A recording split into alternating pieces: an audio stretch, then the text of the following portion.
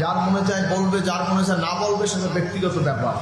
কিন্তু কেউ বলতে পারবে না এটা বলার অধিকার আপনাকে দেওয়া হয়নি, ঠিক কিনা বলেন?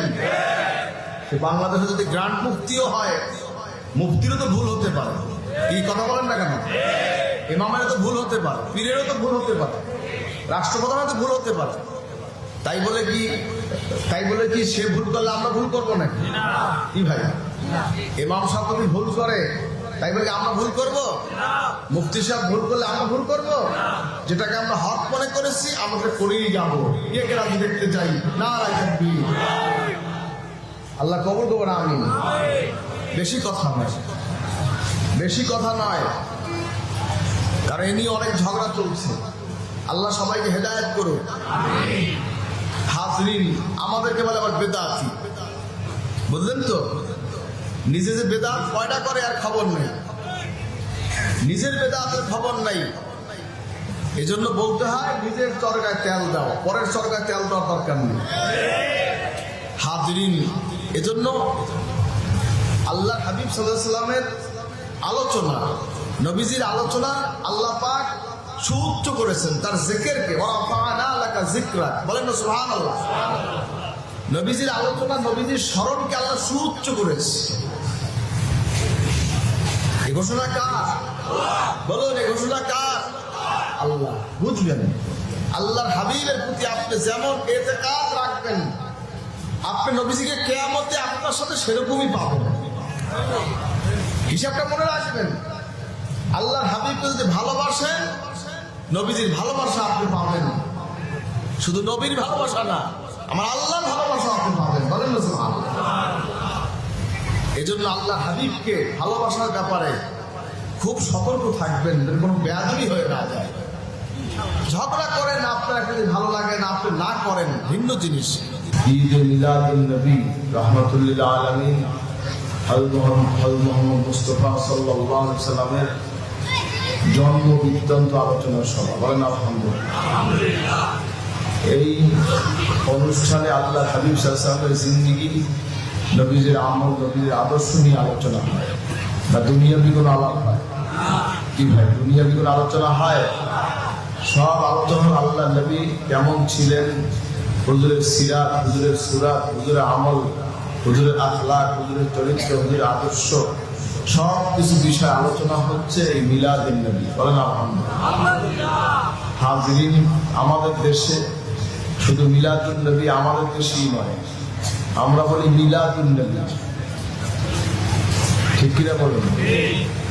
মালয়েশিয়া এই বেল্টে, পূর্ব বেল্টে, আপনার এই মালয়েশিয়া, এরপর আপনার কি বলে সিঙ্গাপুর, ইন্দোনেশিয়া, এইসব অঞ্চলে বলে মাউলুদুর রাসূল, এই নামে প্রোগ্রাম হয়। এখন শুধু আমরা মনে করি যে আমাদের বাংলাদেশই হয় আর কোথাও হয়, এরকম অনেকে মনে করে। আসি কি নেই? না, নবীজির এই অনুষ্ঠান সারা পৃথিবীতে হয়। বলেন না আলহামদুলিল্লাহ। এক একজন এক এক রকম করে, আমরা আমাদের মতন করি, আর একজন আর এক রকম করে, কেউ রাস্তায় মিছিলের মতন করে, এক একজন এক এক রকম করে। হাজরিন, আমাদের দেশে কেউ ওয়াজ মাহফিল বলে, কেউ তাফসীর মাহফিল বলে, কেউ ইসালাসাহ মাহফিল বলে। আসি কি নেই? কিংবা আসি কি নেই?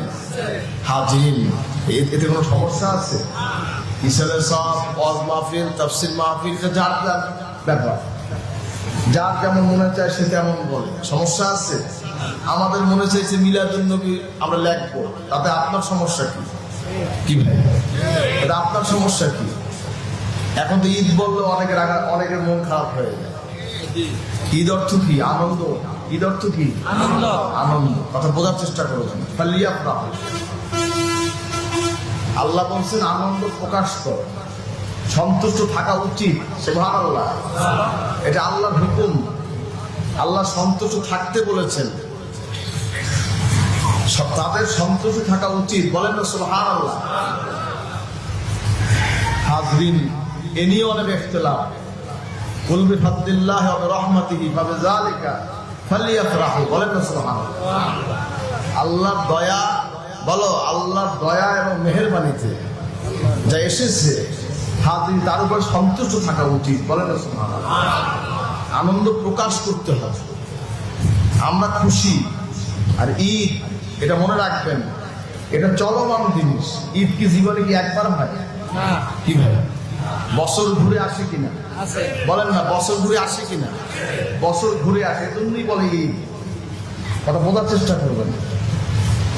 হাজরিন, আল্লাহ হাবিব সাল্লাল্লাহু আলাইহি ওয়াসাল্লামের এই জন্মদিন, হুজুরের এই মিলাদুন নবী আলোচনা চলবে 12 মাস, কিন্তু নবীজির জন্ম হয়েছে 12ই রবিউল আউয়াল, ঠিক কিনা বলেন?